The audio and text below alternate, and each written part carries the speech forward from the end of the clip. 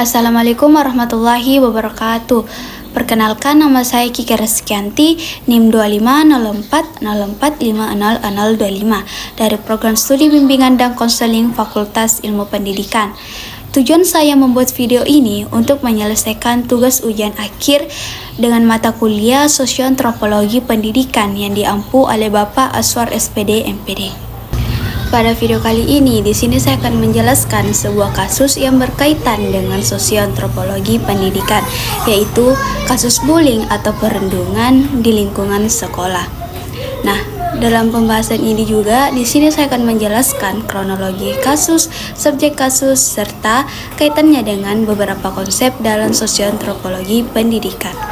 Kasus yang saya angkat adalah kasus bullying di SMP Negeri Cilacap, Jawa Tengah yang sempat viral pada tahun 2023, di mana kasus ini terjadi di SMP Negeri 2 Cimanggu, di mana korban merupakan seseorang siswa kelas 8 berinisial FF, sedangkan pelaku adalah siswa kelas 9 berinisial MK.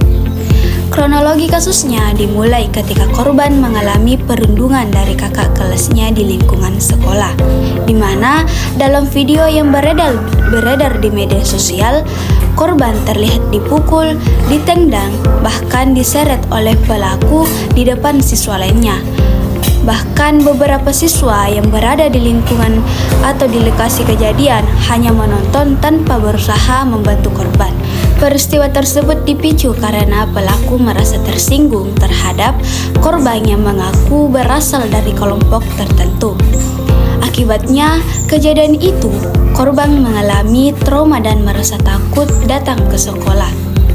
Nah, setelah video viral di media sosial, pihak kepolisian langsung melakukan pemeriksaan terhadap pelaku dan pihak sekolah yang memberikan pendampingan kepada korban.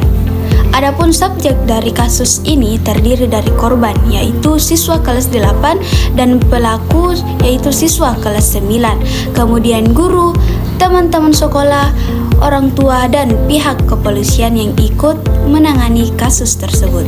Kasus bullying ini dapat dianalisis dengan menggunakan pendekatan sosioantropologi pendidikan karena berkaitan dengan hubungan pendidikan, masyarakat, budaya, dan interaksi sosial di sekolah.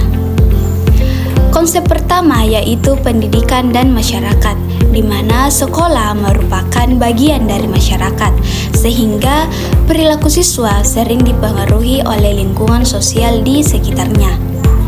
Nah, dalam kasus tersebut, tindakan bullying menunjukkan bahwa masih adanya perilaku kekerasan dan kurangnya sikap menghargai sesama di lingkungan sosial siswa. Nah, teman-teman, oleh karena itu, pendidikan memiliki peran penting dalam membentuk karakter dan moral peserta didik agar memiliki rasa empati, menghormati orang lain, dan mampu hidup secara harmonis dalam masyarakat. Jika dilihat dari kehidupan sehari-hari, banyak siswa yang sebenarnya meniru perilaku di lingkungan sekitar mereka. Misalnya, ketika seseorang terbiasa melihat tindakan mengejek, merendahkan, atau kekerasan verbal di lingkungan rumah maupun pergaulan. Nah, maka dari itu, perilaku tersebut terbawa ke lingkungan sekolah. Karena itu, sekolah tidak hanya menjadi tempat belajar akademik, tetapi juga tempat membentuk perilaku sosial siswa. Selain itu, masyarakat juga memiliki pengaruh besar terhadap perkembangan pendidikan. Jika lingkungan masyarakat mendukung sikap toleransi dan saling menghargai, maka siswa juga akan lebih mudah memiliki karakter yang baik. Begitu juga dengan sebaliknya, jika lingkungan sosial dipengaruhi perilaku negatif, maka hal tersebut dapat memengaruhi cara siswa berinteraksi dengan orang lain. Adapun konsep kedua yaitu sosialisasi dan penyesuaian diri di sekolah, di mana sekolah adalah tempat siswa belajar, berinteraksi, dan menyesuaikan diri dengan lingkungan sosial. Namun, dalam kasus ini, proses sosialisasi tidak berjalan dengan baik karena adanya tindakan senioritas dan kekerasan terhadap siswa lain, di mana korban menjadi takut bergaul dan merasa tidak aman di lingkungan sekolah. Hal ini menunjukkan bahwa lingkungan sekolah yang sehat sangat penting agar siswa dapat berkembang secara sosial maupun akademik. Dalam proses sosialisasi, siswa belajar bagaimana cara menghargai teman, bekerja sama, dan membangun hubungan yang baik dengan orang lain. Tetapi pada kasus bullying, hubungan sosial justru berubah menjadi hubungan yang penuh tekanan dan ketakutan, di mana korban merasa dikucilkan dan kehilangan rasa percaya dirinya. Hal ini tentu berdampak pada proses belajar korban, di mana siswa yang mengalami bullying biasanya menjadi sulit berkonsentrasi di kelas. Prestasi belajarnya menurun, bahkan ada yang memilih tidak masuk sekolah karena takut bertemu dengan pelaku. Jadi dapat dilihat bahwa bullying tidak hanya berdampak pada kondisi sosial siswa, tetapi juga memengaruhi pendidikan dan perkembangan mental korban. Selain itu, siswa lain yang menyaksikan tindakan bullying juga dapat terkena dampak karena mereka bisa takut atau cemas, bahkan menganggap bullying merasa sesuatu yang normal jika tidak ada yang tegas dari sekolah. Oleh karena itu, guru perlu memiliki peran yang penting dalam menciptakan lingkungan sekolah yang aman dan nyaman bagi seluruh siswa. Konsep ketiga yaitu pendidikan dan perubahan sosial, di mana pendidikan bukan hanya memberikan ilmu pengetahuan, tetapi juga berfungsi mengubah perilaku masyarakat menjadi lebih baik, di mana kasus bullying ini menunjukkan perlunya pendidikan berkarakter di sekolah agar budaya kekerasan dapat diubah menjadi budaya saling menghargai dan peduli terhadap sesama, di mana guru memiliki peran penting dalam menanamkan nilai disiplin, bertanggung jawab, dan anti kekerasan kepada siswa. Melalui pendidikan, siswa diajarkan nilai moral seperti kejujuran, empati, sopan santun, dan bertanggung jawab, di mana nilai-nilai tersebut sangat penting untuk membentuk hubungan sosial yang sehat di lingkungan sekolah. Jika pendidikan berkarakter diterapkan dengan baik, maka tindakan bullying dapat dikurangi karena siswa memahami dampak buruk dari perilaku tersebut. Sekolah juga dapat melakukan berbagai upaya untuk mencegah bullying, seperti memberikan sosialisasi tentang bahaya terhadap bullying, membuat aturan sekolah yang tegas, serta menyediakan layanan bimbingan konseling bagi siswa, di mana guru BK memiliki peran penting dalam membantu siswa yang mengalami masalah sosial maupun emosional di sekolah. Selain itu, kerjasama antara sekolah dan orang tua juga sangat diperlukan, di mana orang tua perlu memberikan perhatian terhadap perkembangan perilaku anak dan mengajarkan nilai saling menghormati sejak dini. Dengan adanya kerjasama yang baik antara pihak sekolah dan keluarga, maka pembentukan karakter siswa akan lebih maksimal.